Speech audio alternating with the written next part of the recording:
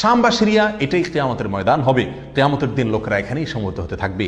এর বাইরেও শাম বা সিরিয়া প্রসঙ্গে সহিহ বুখারীতে বিখ্যাত সাহাবী আব্দুল্লাহ ইবনে ওমর রাদিয়াল্লাহু তাআলা আনহু বলেছেন, রাসূল করিম সাল্লাল্লাহু আলাইহি ওয়াসাল্লাম ইরশাদ করেছেন, আল্লাহুম্মা বারিক লানা ফি শামিনা ওয়াফি ইয়ামানিনা, অর্থাৎ আল্লাহ আমাদের সিরিয়ায় আমাদের ইয়ামানে আপনি বরকত দান করুন। এই হাদিস থেকে আমরা বুঝতে পারলাম বরকত নবী আলাইহিস সালাম চেয়েছেন আল্লাহর কাছ থেকে এই শাম বা সিরিয়ার জন্য। নবী আলাইহিস সালাম সিরিয়াকে গোটা মুসলিম বিশ্বের জন্য হৃৎপিণ্ড হিসেবে অভিহিত করেছেন, মন্তব্য করেছেন। এই হাদিস থেকেও সিরিয়া অত্যন্ত গুরুত্বপূর্ণ ভূখণ্ড, সেটা পরিষ্কারভাবে আমরা বুঝতে পারি। কিয়ামতের পূর্বে আল্লাহর নবী ঈসা আলাইহিস সালাম যে আসমান থেকে অবতরণ করবেন পৃথিবীতে, তিনি অবতরণ করবেন মূলত সিরিয়ার দামেস্ক নামক শহরের, বর্তমান যে রাজধানী সে দামেস্ক শহরের পূর্ব অঞ্চলের একটি উঁচু এবং সাদা মিনারায় তিনি অবতরণ করে দুনিয়াতে আসবেন।